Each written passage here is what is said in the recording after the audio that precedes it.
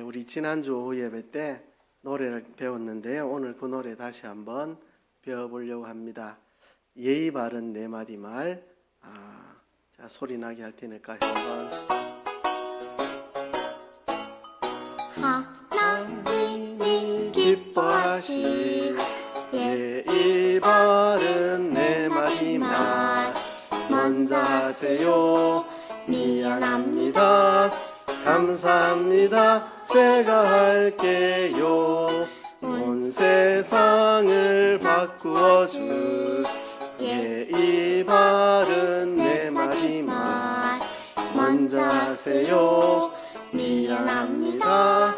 감사합니다. 제가 할게요. 다음 주에 또 해보도록 하겠습니다. 얼마 전에 안타까운 이 보도를 접하게 되었습니다. 살인 사건이 났는데요. 수원에서 일어난 사건인데 63세 A씨가 그 아들이 마련해준 생일잔치 자리에서 총을 쏘아서 아들을 숨지게 한 사건입니다. 며느리가 보는 데서 아들을 총으로 쏘았고 심지어 손주도 같이 있는 자리에서 아들을 쏘아서 죽였습니다. 이게 참 우리 마음을 아프게 했는데요. 보도해 보니까 이 사건의 배경이 뭐냐? 가정 불화와 갈등이 원인이었다고 합니다.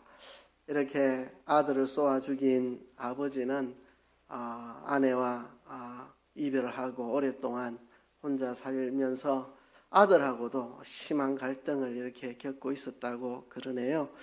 이렇게 갈등과 불화가 원인이 되어서 이런 참 끔찍한 사건을 일으키고 말았습니다. 지금 우리 사회는 윤활유가 말라버린 엔진처럼 뻑뻑하게 돌아가고 있습니다. 말라붙은 윤활유가 우리 사회를 아주 삭막하게 만들고 있습니다. 우리 사회를 부드럽게 만들어줄 윤활유는 도대체 무엇일까요? 지금 우리 사회는 이 윤활유가 말라가고 있습니다. 감사결핍증, 우리 사회가 앓고 있는 질병이 감사결핍증입니다. 땡큐 결핍증, 그죠? 감사합니다 말할 줄 모르는 이 감사결핍증으로 우리 사회가 이렇게 망가져가고 있습니다. 감사합니다 이 5글자를 우리가 잃어버리면 우리 사회가 사막처럼 황폐해져 갑니다. 고마움을 모르고 또 고마움을 표현할 줄도 모르고 고마울 줄도 모르고 고맙다고 말할 줄도 모르는 사회, 무례한 사회 속에서 우리가 지금 살아가고 있습니다. 이 무례한 사회 속에서 우리 그리스도인들은 달라야 되겠죠. 우리가 이 감사결핍증, 땡큐 결핍증에 시달리고 있는 이 사회, 윤활유가 말라붙어서 버벅거리는 자동차처럼 부드럽게 돌아가지 못하고 뻑뻑하게 돌아가고 삭막한 이 세상을 우리가 어떻게 그리스도인들로서 변화시킬 수 있겠습니까? 우리가 다음 총선 때 국회로 들어가야 될까요? 아니면 다음 대선 때 한번 청와대로 한번 들어가 봐야 될까요? 그래야 이 삭막한 세상을 바꿀 수 있을까요? 아니면 우리가 전부 머리에 띠띠고 광화문으로 나가서 외치면 우리 사회를 부드럽게 만들 수 있을까요? 아니요. 그 어떤 방법으로도 불가능합니다.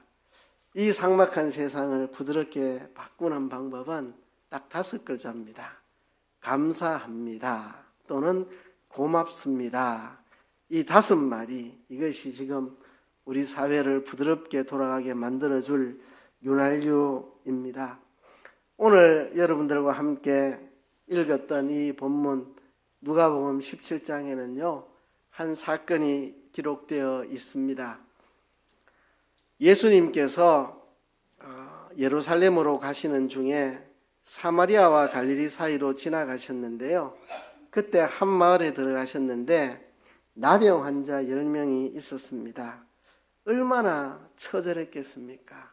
손가락이 떨어져 나가고 눈이 막 짓물어 나가고 코가 뭐 썩어져 나가고 얼마나 참 고통과 아픔 속에서 사는 사람들이었는지 예수님이 지나가시니까 멀리서 소리를 높여 외쳤습니다. 예수 선생님이여 우리를 불쌍히 여기소서. 정말 그 시대에 버림받은 사람들, 일반인들이 거주하는 거주구역에 들어가지 못하고 격리되어서 생활하면서 소망도 없고 꿈도 없고 몸은 썩어 문드러져 가고 있는 이 처참한 상황 속에서 예수 선생님 우리를 불쌍히 여기소서 외쳤는데 예수님께서 이렇게 답을 하셨습니다. 가서 제사장들에게 너희 몸을 보이라. 원래 나병 환자가 치료가 되면 제사장에게 가서 완치됐다는 진단을 받고 진단이 떨어지면 이제 자기 몸을 정결케 하고 이제 사회로 들어올 수가 있었습니다. 그래서 예수님이 제사장에게로 가서 너희 몸을 보이라 하셨더니 이들이 진짜 제사장에게로 갔습니다. 그런데 가는 중에 나병이 깨끗하게 치료되는 기적이 일어났습니다. 얼마나 감사한 일입니까? 평생을 나병으로 정말 소망 없이 절망 가운데 이렇게 살던 이들이 예수님의 은혜로 나병이 깨끗하게 나았으니 허물어져 가던 코가 다시 세워지고 끊어져 버렸던 손가락들이 다시 회복되고 몸에서 진물이 그치고 그죠? 얼마나 감사한지. 그런데 그 중에 한 명만 예수님께 돌아와서 감사를 했습니다. 이 한 사람은 큰 소리로 하나님께 영광을 돌리며 돌아와서 예수님 발 아래 엎드려 가지고 감사를 했습니다. 그런데 9명은 그냥 가버렸습니다. 아싸 병 나았다. 아싸 이제 나는 정상이다. 제사장에게 가서 정상적인 몸을 보이고 이제 정결하다 판정받고 집에 가서 룰루랄라 재미나게 살았겠죠. 이 9명은 감사를 잊어버렸습니다. 예수님께서 이때에 하셨던 말씀이 있습니다. 예수께서 대답하여 이르시되 10사람이 다 깨끗함을 받지 아니하였느냐? 그 9은 어디에 있느냐? 왜 9사람은 감사할 줄 모르느냐? 예수님께서 이렇게 말씀하셨습니다. 오늘 우리들의 모습을 보는 것 같습니다. 우리가 감사한 일이 있으면 감사할 줄 모르고 그 혜택만 쏙 뽑아먹고, 그죠? 어린아이들 먹을 거 주면 껍데기 까가지고 알맹이만 쏙 입에 넣고 껍데기는 그냥 쓰레기통에 안 넣고 그냥 아무데나 집어 던지는 것처럼 누군가에게 어떤 은혜를 받고 혜택을 입고 도움을 받으면 그 혜택만 쏙 뽑아먹고 도움만 쏙 뽑아먹고 감사는 그냥 뭉개버리고 지나가는 모습. 이 9 나병 환자들의 모습일 뿐만 아니라 어쩌면 우리들의 모습은 아닐까요? 수원에 얼마 전에 일어났던 살인사건 왜 이렇게 되었을까요? 서로가 서로에 대한 감사한 마음을 잃어버려서 그렇습니다. 그죠? 아버지 감사합니다. 얘야 고맙다. 서로 감사한 마음을 가지고 살았다면 아버지가 며느리 앞에 손주들 앞에서 아들을 쏘아 죽이는 이런 일은 없었을 텐데요. 왜 이런 일이 생기느냐? 감사할 줄 몰라서 감사 결핍증 때문에 일어나는 일입니다. 우리 사회가 이렇게 버벅버벅거리는 것이 다 감사할 줄 몰라서 생기는 일입니다. 제가 젊었을 때 어느 미용실을 다녔는데요. 20대 때입니다. 미용실 그 원장님이 항상 그래요. 이제 머리를 다 깎고 내가 돈을 지불하고 나가면 항상 인사말이 또 오세요, 또 오세요. 한 번, 두 번 들으니까 그냥 그런갑다 했는데 거기서 제가 글쎄요 한 6년 동안 머리를 깎았으니까 나중에 생각하니까 또 오세요, 또 오세요. 또 와서 좀 영업 잘 되게 좀 돈 좀 벌게 해주세요. 나는 항상 감사합니다 인사하고 나오는데, 그죠? 왜 그분은 항상 감사합니다 하지 않고 또 오세요라고 이렇게 말을 하시나? 나는 늘 아이고 원장님 감사합니다 이러고 나오는데 그분은 또 오세요가 인사면 또 오세요. 또 와서 내 좀 돈벌이 되게 해주세요. 그래서 나도 돈 내고 머리 깎았지만 그러나 이곳에 미용실이 있고 집 가까운 곳에 미용실이 있고 또 이 원장이 개업을 해가지고 하기 때문에 내가 머리를 깎을 수 있는 거죠. 미용실 없으면 내가 뭐 그 돈 가지고 돈만 갖고 머리 깎을 수 있나요? 그죠? 미용실 있기 때문에 깎을 수 있는 건데 생각해 보면 참 감사해서 늘 고맙습니다, 감사합니다. 근데 그분은 늘 감사합니다 말 안 하고 또 오세요라는 말로 그철 내더라고요. 그래서 우리 사회가 감사하다는 마음이 많이 멀어져 있고 또 감사를 잘 표현할 줄 모르는 사회가 되어버린 것 같습니다. 왜 이렇게 우리가 감사를 잃어버렸을까? 그죠? 생각을 해보면 두 가지 이유를 찾을 수 있습니다. 당연한 마음, 그리고 표현할 줄 모르는 것. 이게 문제입니다. 왜 우리 사회가 땡큐 결핍증에 걸렸는가? 감사 결핍증에 걸렸는가? 당연한 마음 때문에 그렇습니다. 남편도 당연하고 아내도 당연합니다. 내가 돈을 이만큼 벌어다 주는데 빨래도 해주고 밥도 해주는 거 당연하지 이래 생각하고 아내는 내가 맨날 밥 해주고 빨래 해주는데 돈 벌어오는 거 당연하지 이래 생각하고 남편도 아내에게 고마운 줄 모르고 아내도 남편에게 고마운 줄 모르고 그죠? 자식도 부모에게 고마운 줄 모르고 낳았으면 책임지는 게 마땅하지 본인이 나를 낳았으면 책임져야지 이래 생각하고 부모님이 내게 해주신 것이 얼마나 고마운지 못 느끼고 또 부모도 내가 자식한테 쏟은 정성이 얼마인데 이것 가지고 뭐 잘한다고 할 수 있나 이렇게 고마운 줄 모르고 이렇게 서로 당연하게 여깁니다. 남편이 돈 벌어 와야지 그러면 아내가 뭐 밥하고 빨래야지 뭐 하노 부모가 자식 키우는 게 당연하지 자식이 부모에게 효도하는 게 당연하지 이렇게 당연한 마음 이것이 우리에게 감사를 잃어버리게 만든 겁니다.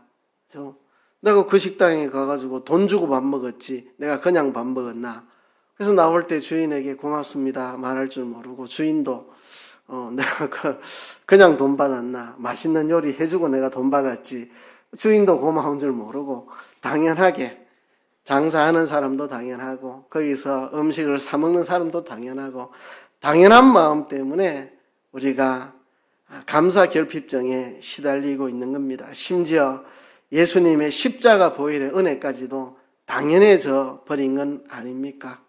하나님이 사랑이신데 그럼 당연히 하나님이시고 하나님은 사랑이시면 당연히 죄에 빠진 우리를 위해서 이 땅에 사람 되어 오셔서 십자가에 죽기까지 희생하셔서라도 우리를 구원해내는 거 당연하지. 그러니까 하나님이지. 그러니까 우리하고 다른 거지.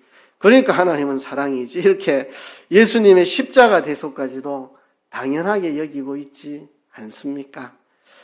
십자가에 예수님이 못 박혀서 내가 지은 모든 죄의 형벌을 대신 받아서 내 죄를 깨끗하게 씻어주시고 예수님께서 십자가에 죽기까지 하나님 뜻에 순종해서 의를 이루셔서 그 하나님의 의를 내게 덮어 씌워서 불의한 내가 의롭다고 인정받는 자 된 거. 내가 하나님과 죄로 인해서 멀어졌는데 예수님이 화목제물 되셔서 내가 하나님의 자녀가 되고 하나님을 내 마음에 모시고 하나님과 동행할 수 있는 이 사람 된 거. 이게 얼마나 놀라운 은혜인데 이것까지도 그냥 당연하게 아무 느낌 없이 하나님이면 예수님이면 당연히 그렇게 하셔야 되지 이렇게 우리가 당연하게 생각하고 있지는 않습니까? 이게 왜 사라졌죠? 예. 아니 왜 자기 마음대로 움직여 이게? 예, 당연한 마음 이런 것이 우리에게 감사를 결핍하게 만든 겁니다. 우리가 지금 이 자리에 있는 거 누군가의 수고로 인한 것이라는 거 우리가 생각을 해야 합니다. 내가 이 땅에 태어난 거 하나님의 은혜로 이 땅에 태어났습니다. 근데 그 은혜가 우리 부모님을 통해 내게 임했습니다. 부모님에게 내가 빚을 지고 있습니다. 내가 여기까지 자라나는데 수많은 선생님들의 손이 있었고 어머니의 보살핌이 있었고, 그죠? 내가 여기까지 오기까지 얼마나 많은 사람들의 손을 거쳤는지 모릅니다. 저는 신학교에서 훌륭한 교수님들에게 좋은 가르침도 받았고 선배 목사님들에게 좋은 지도도 받았고 또 여기까지 오는 과정에서 성도들의 고마운 많은 손길도 있었고 우리 모두가 이 자리에 오기까지 얼마나 많은 손길이 있었는지 모릅니다. 그죠?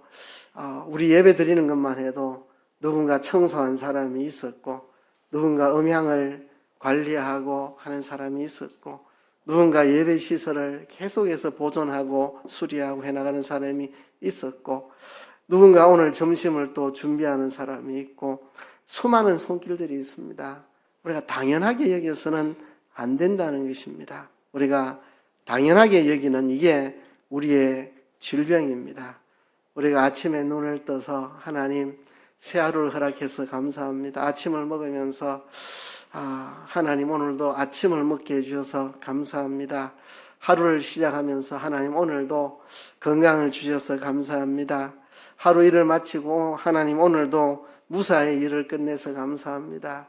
잠자리에 들면서 하나님 이 안락하고 편안한 잠자리를 주셔서 감사합니다. 우리가 하루 종일 감사해도 끝이 나지 않을 텐데 당연한 마음 때문에 감사를 잃어버리고 있는 것은 아니냐 하는 것입니다. 우리가 당연한 마음을 걷어내야 됩니다. 당연한 마음을. 제가 중국 선교 처음 갔을 때요, 가가지고 내가 이제 가는 곳마다 아는 중국어 몇 개 없으니까 제일 잘 알려진 중국어 시에시에 감사합니다. 시에시에 여기 가서도 시에시에 저도 시에시에 했더니 중국인 통역자가 이러더라고요. 목사님 너무 그래 하면 저 사람들 당황해요. 왜요? 뭘 전해줘서 감사하다고 했는데요. 여기서는 그 정도 가지고 그런 말 안 써요. 여기는 당연하게 여기지 그런 걸로 시에 감사하다 이런 말 안 써요. 자꾸 그러면 저 사람들이 이상하게 쳐다봅니다 이러더라고요. 그래서 참 저는 희한한 세상이다. 한국에서는 이 정도면 그냥 감사합니다 할 만한 일인데 하여튼 거기 갔더니 목사님 자꾸 시에 하지 말라고 이상하게 사람들이 쳐다본다고 그러더라고요. 그래서 우리가 이 당연한 마음, 이게 우리의 질병입니다. 이런 것들을 걷어내야 합니다. 또 한 가지 원인은요, 그래 내 마음에 감사한 건 알겠어. 그렇지만 그걸 꼭 표현해야 돼? 그냥 마음으로 감사하면 되지 꼭 표현해야 돼? 이런 마음, 그렇죠? 감사한 마음이 있긴 있는데 표현하지 않는 습관, 이게 좋지 않은 습관입니다. 제가 이제 26살에 결혼하고 이제 이 전도사가 되었습니다. 이제 교회에서 이렇게 생활하는데 교회 어떤 중년 부부가 하는 이야기를 들었습니다. 이 남편 이야기가 부인이 자꾸 사랑한다는 말을 해달라 하는데 내가 딱 한 번 결혼해서 사랑한다는 말을 했고 이하동문, 이제 다시 말 안 한다고. 말 안 해도 이하동문이다. 남자가 한 번 말했으면 끝이지. 그거하고 두 번 다시 사랑한다는 말 표현 안 한다고. 이제 부인은 사랑한다는 말을 듣고 싶고 남편은 사나이가 말이지, 경상도 사나이가 한 번 사랑한다는 말 했으면 이하동문이지. 죽을 때까지 이제 말 안 해도 그런 줄 알아라. 이렇게. 그죠? 왜 그렇게 표현하는 게 인색하는 건지. 아내에게 예쁘다, 사랑한다 말하면 얼마나 좋습니까? 표현하는 것이 얼마나 좋은데요. 표현할 필요가 없으면 하나님 입을 만들어 줬겠습니까? 표현하라고 입을 만들어 주셨는데 입을 갖고 있으면 표현을 해야 되죠. 그죠? 감사합니다. 표현을 해야 되는데 우리는 내가 감사한 마음만 가지면 되지 꼭 표현할 필요가 있나? 내가 말은 안 해도 아내가 밥 해주는 거에 대해서 내가 고맙기는 생각해요. 내가 말은 안 해도 내가 직장 사장한테 감사한 마음이 있어요. 내가 말은 안 해도 우리 사원들에게 고마운 마음이 있어요. 그죠? 표현하지 못하는 거, 이게 우리 사회를 삭막하게 버벅버벅거리게, 연안료가 말라붙어서 버벅버벅거리는 엔진처럼 그렇게 우리 사회를 만들어 버립니다. 여러분, 감사합니다 표현하는 게 얼마나 아름다운 일인데요. 옛날에 어떤 아주머니가 아들 때문에 미국 여행을 갔답니다. 이 아주머니는 한국 사회에서 살면서 조그만 일 있어도 아이고 아줌마 고마워요, 아이고 어르신 감사해요, 이렇게 살던 사람, 이제 미국에 가가지고 식당에 가가지고 고급 식당에서 맛있는 음식을 먹고 웨이트리스에게 손을 막 붙잡고 막 흔들면서 오늘 너무 맛있었어요, 정말 맛있어요, 정말 고마워요 막 하는데, 이 미국 사람이 알아듣지는 못하겠지만 저 먼 나라에서 온 노인 한 분이 알아듣지는 못하지만 내한테 고맙다고 지금 표현하는 거구나. 그 웨이트리스가 너무 마음에 감동을 받아가지고 그날 하루 종일 기분 좋게 신나게 그렇게 서빙을 했다고 합니다. 바로 그런 겁니다. 그죠? 언어가 통하지 않아도 저 시골에, 지금 모르는 나라, 저 동양의 시골에 가난한 나라에 와가지고 할머니가 알아듣지 못하는 몰라 뭐 이상한 습관으로 막 팔을 잡아 흔들면서 고맙다고 하는데, 말은 못 알아들어도 느낌, 저분이 고맙다고 내게 뭔가 표시하는 거구나 생각될 때 얼마나 하루 종일 그 사람의 마음이 즐거운지, 바로 그런 겁니다. 우리가 표현해야 됩니다.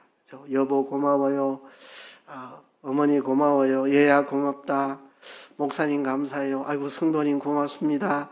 이렇게 우리가 계속해서 감사를 표현해야 됩니다. 성경을 보면 감사와 찬양으로 충만합니다. 성경은 하나님의 은혜에 대한 감사 찬양으로, 그리고 서로가 서로에 대한 감사 찬양으로 충만한 게 성경입니다. 요셉은 형들에게 노예로 팔려나갔고 누명을 쓰고 감옥에 갇히고 했지만 요셉은 감사를 잃지 않았습니다. 이 모든 일이 하나님의 계획이었다. 나를 통해 수많은 사람이 흉년에 굶어 죽지 않게 하려고, 또 특별히 우리 언약의 자손인 우리 가문이, 이 아브라함의 후손인 우리가 이 흉년에 죽지 않도록 하려고 하나님이 나를 보내셨다. 요셉은 그 시련 속에서도 감사를 잃지 않았고요. 욥은 재산 잃고 자식 잃고 건강 잃고 다 잃고도 하나님에 대한 감사의 마음을 잃지 않았습니다. 사도 바울 숱한 고난과 역경을 당하면서도 언제나 하나님 앞에 감사하며 살았던 게 사도 바울입니다. 예수님 그 숱한 고난 중에도 기쁨을 잃지 않으시고 나의 기쁨이 너희에게 있어 너희 기쁨을 충만하게 하기를 원한다. 예수님 말씀하셨습니다. 여러분, 우리가 감사를 표현해야 됩니다. 왜 감사를 표현해야 되느냐 하면 그것이 나를 축복하는 것이기 때문에 그렇습니다. 오늘 본문에 보면 9명의 나병 환자는 육체에 병 나은 것밖에 없습니다. 병 나와서 누구는 30년 더 살았을 거고 누구는 20년 더 살았고 누구는 50년 더 살았겠죠. 그게 끝입니다. 감사할 줄 모르는 9명의 나병 환자, 다른 나병 환자들보다 치료받아서 좀 더 오래 살다가 죽음으로 끝났습니다. 그러나 감사할 줄 아는 이 한 명의 나병 환자는 놀라운 은혜를 받았습니다. 예수님께서 일어나 가라, 내 믿음이 너를 구원하였느니라. 내 믿음이 너를 구원하였다. 영혼 구원을 얻는 복을 받았습니다. 이 나병 환자는 육체의 질병을 고칠 뿐만 아니라 내 믿음이 너를 구원하였다. 영혼 구원의 은혜까지 받았고요. 오고 오는 시대의 수많은 사람들에게 감사는 이렇게 하는 것이라는 표본 인물이 되었습니다. 감사를 이렇게 해야 되는 것이라고 이때로부터 지금까지 2000년 동안 오고 오는 강단에서 이 이야기를 하면서 이 한 명의 나병 환자처럼 우리는 감사할 줄 알아야 됩니다. 오고 오는 수많은 사람들에게 감사의 표본 인물이 되었던 사람입니다. 그래서요, 나를 축복하는 것입니다. 이 사람이 감사함으로 영혼 구원까지 얻었고, 그죠? 그리고 오고 오는 세대에 감사의 모델로서 세움을 받았고 이런 놀라운 축복을 받았습니다. 감사하는 자에게 주어지는 축복이죠. 또 다른 사람을 축복하는 것입니다. 아까 제가 말씀드렸던 우리 한국의 어느 시골 노인이 아들이 출세해가지고 아들 덕분에 미국 여행 가가지고 말도 통하지 않는 웨이트리스에게 고맙습니다. 너무 맛있었습니다. 요리가 너무 좋았습니다. 할 때 뜻은 통하지 않았지만 무슨 표현인지 깨닫고 그 웨이트리스가 하루 종일 신나고 좋아서 다음 번부터 오는 손님들 정말 친절하게 서빙하고 집에 가서 남편에게도 정말 기분 좋게 하고 당신은 왜 이렇게 오늘 서비스가 좋아? 오늘 저 동양에서 시골 할머니가 한 분 오셨는데 나한테 이렇게 팔을 흔들면서 고맙다 하는데 내가 너무 그때부터 신이 나가지고 내가 오늘 그런다고. 그러면 그 남편도 행복해가지고 그 다음날 출근해가지고 직장에서 아주 신나게 열심히 일하고 그죠? 감사하다는 말이 번져나갑니다. 이 할머니의 감사가 그 웨이트리스에게 집에 가서 남편에게 여보 고마워요. 남편이 또 직장 가서 사장님 감사합니다. 이게 우리 사회를 감사로 번져가게 만드는 다른 사람을 축복하는 그런 일입니다. 옛날에 저 어릴 때 시골 가면 그 수도가 없어가지고 이 펌프질 해가지고 물을 먹었습니다. 이 펌프질 하려면 마중물을 넣어야지 이 펌프질이 되잖아요, 그죠? 근데 마중물을 항상 보관을 해놓는데 어느 날 어째 실수로 마중물을 다 써버려가지고 물이 없습니다. 그러면 이제 이웃집에 가서 마중물로 쓰려고 그러는데 물 한 바가지만 주세요 이렇게 하면 이웃집에서 그 한 바가지 주면 얼마나 고맙습니까? 아우 감사합니다. 감사합니다. 정말 고맙습니다. 그 마중물 없으면 우리 다 굶어야 되는데 그 마중물을 얻어와가지고 넣어가지고 펌프질 하면 이 마중물 한 바가지로 막 물이 엄청나게 부어올려집니다. 이것처럼 이 감사의 마중물, 우리가 감사의 마중물이 되는 겁니다. 내가 감사합니다 표현하면 이것이 마중물이 돼가지고 이 땅에 수많은 감사를 우리가 끌어올 수 있는 게 바로 이 감사입니다. 그래서 이게 감사는 다른 사람을 축복하는 겁니다. 누가 여러분들에게 감사합니다 말 한마디 하면 여러분 기분 좋아서 여러분들도 다른 사람을 축복하며 살잖아요. 또 이게 하나님을 영화롭게 하는 것입니다. 어떤 집 아이가 나이도 어린 것이 어른들한테 아이고 고맙습니다 이렇게 말하면 그 어른들이 뭐라고 그럽니까? 저 누구 집 아이고 누구 집 아이고 그죠? 아이고 그 집 교육 잘 시켰네 이렇게 우리가 감사를 표현하면 우리 하나님 아버지께서 우리 때문에 영광을 얻습니다. 저 사람들은 뭐 저렇게 감사하노? 야야 예수 믿는 사람 아이가 저 남산교회 교인 아이가 이러면 우리 하나님 영광을 받습니다. 예수 믿는 사람은 다 저렇게 감사하면서 사나?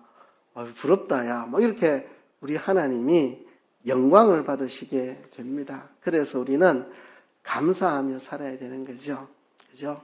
자, 그러면 우리가 어떻게 감사를 훈련할 수 있을까? 이 두 가지 훈련을 해야 됩니다. 첫째는요, 하나님의 주권을 의식하는 훈련을 해야 됩니다. 모든 것에는 하나님의 주권적인 역사가 뒤에 있다는 것을 우리가 자꾸 훈련해야 됩니다. 빵 하나 맛있는 빵을 하나 먹어도 이 빵이 만들어지기 위해서 하나님이 누군가에게 밀농사를 짓게 하셨고 또 밀농사 지은 것을 운반하고 또 가공해가지고 밀가루를 만들고 또 누가 그 밀가루를 사서 그것으로 빵을 만들고 또 그 만든 빵을 누군가 유통을 해서 내한테 먹게 해주고 이 모든 것들이 다 하나님의 주권이었다. 그래서 우리가 모든 일에 뒤에 감추어져 있는 하나님의 주권을 바라보아야 됩니다. 그래야 우리 마음속에 감사한 마음이 생겨날 것입니다. 그래서 하나님의 그 주권을 생각하고 하나님께 감사하고 또 하나님의 그 주권적인 역사에 쓰임받은 수많은 사람들에 대해서 우리가 감사한 마음을 가질 수 있습니다. 그죠? 그래서 이 모든 것은 다 하나님의 주권적인 역사고 그 하나님의 주권적인 역사에 쓰임받은 수많은 사람들이 있습니다. 우리가 그것을 늘 생각하고 그것을 의식하는 훈련이 우리에게 필요합니다. 여러분, 라면 하나 삶아 먹는 것도 얼마나 많은 사람들의 손이 갔겠습니까? 밀농사 지은 사람부터 라면 공장 세운 사람부터 그 라면 공장에 주식을 사가지고 라면 공장이 세워지도록 투자한 사람, 그리고 이 라면을 포장하기 위해 비닐을 만들기 위해 저 중동에서 석유를 뽑은 사람, 그것을 유조선으로 싣고 온 사람, 그거를 정제해가지고 거기서 비닐을 뽑아낸 사람, 그 비닐을 가공해가지고 인쇄한 사람, 그 많은 사람들, 그죠? 이 슈퍼마켓 또는 뭐 대형마트, 편의점, 그 가게를 누가 만들어가지고 우리한테 라면을 살 수 있도록 유통을 해주고, 생각해보면 라면 하나 끓여 먹으면서도 야, 하나님이 내게 이렇게 은혜를 주셔서 내가 라면을 먹을 수 있구나 생각해보면 얼마나 감사합니까? 그죠? 그죠? 그리고 우리가 빚진 가슴을 가져야 됩니다. 하나님에게 빚진 가슴. 하나님이 창조주시고 나를 만드셨고 나를 구속하셨고 구속받은 내가 이 땅에서 구원 이루어 가도록 이 필요한 모든 것들을 하나님이 다 공급해 주고 계신다 생각하면 하나님께 빚진 가슴, 그리고 하나님의 도구로 사용된 수많은 사람들의 헌신과 노력, 수고에 대해서 빚지고 있다는 생각, 그죠? 얼마나 감사한지. 제가 요즘 손에다가 그 핸드크림을 자주 바르고 있습니다. 전에 누군가에게 선물 받은 핸드크림 하나 있어가지고 바르는데, 그죠? 얼마나 감사합니까? 손이 좀 보들보들해졌습니다. 제 거친 손이, 그죠? 그 핸드크림을 선물해 준 분에 대한 감사, 그죠? 그것을 만든 분에게 감사. 우리 항상 빚진 마음을 가져야 됩니다. 빚진 마음. 우리 마음 속에 빚진 마음이 없어서는 안 됩니다. 아내에게 빚진 마음을 가지세요. 아내가 밥 해주고 빨래해주고 집안일 해주고 내가 아내에게 너무 많은 빚을 졌다. 남편에게 내가 너무 많은 빚을 졌다. 부모에게, 우리 자녀에게, 또 옆에 있는 성도에게 빚진 가슴을 우리가 늘 가지고 살아야 합니다. 우리가 이래 생각하면 착각입니다. 내가 돈 주고 샀는데 왜 빚진 가슴을 가져야 되지? 아니죠. 여러분, 볼펜 하나를 한 500원이면 사는데 내보고 만들려고 하면 500원 가지고 볼펜 만들 수 있겠습니까? 500만 원 있어도 볼펜 한 장을 못 만듭니다. 그렇죠? 누군가 그 공장을 세웠고, 공장을 세운다는 것은 잘못하면 공장 세웠다가 부도 나서 빚더미에 앉을 수 있는 위험을 안고 공장 세운 겁니다. 그렇죠? 누군가 성실하게 땀 흘려 일해서 볼펜 한 장을 나왔습니다. 내가 돈 주고 샀다고 해서 빚진 가슴을 가지지 않아도 되는 건 아닙니다. 그렇죠? 돈 주고 사 먹으면서도 감사합니다.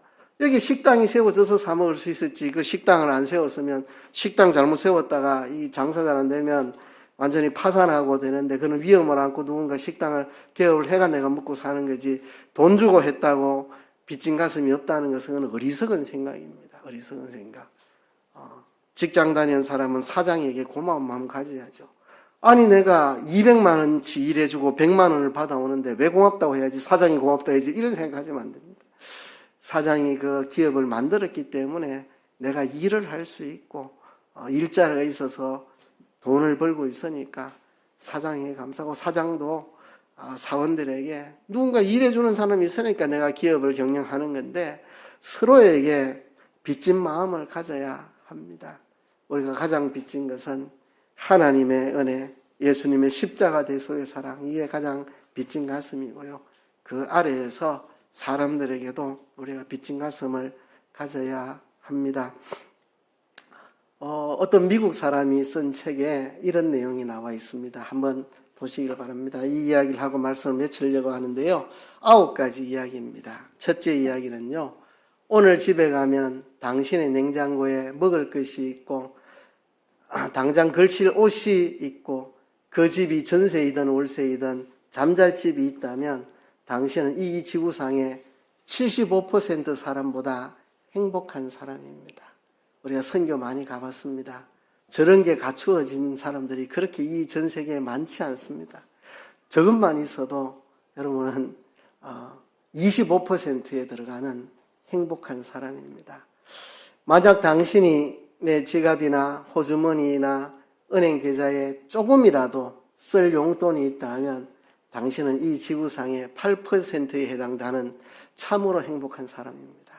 저도 아직 용돈이 좀 남았습니다. 아직 중순이니까 그죠? 용돈이 남아서 저도 지구상의 8%에 해당되는 행복한 사람입니다. 만약 오늘 아침 당신이 일어날 때 이번 주를 못 넘길 죽을 목숨으로 깨어나지 않았다면 당신은 이번 주를 넘기지 못하는 수백만의 사람보다 행복한 사람입니다. 만약 당신이 전쟁의 위협 가운데 있지 않고 감옥의 고통을 겪고 있지 않다면 당신은 이 순간 고통을 당하고 있는 수천만의 사람들보다 행복한 사람입니다. 지금 전쟁터에 수천만이 시달리고 있습니다.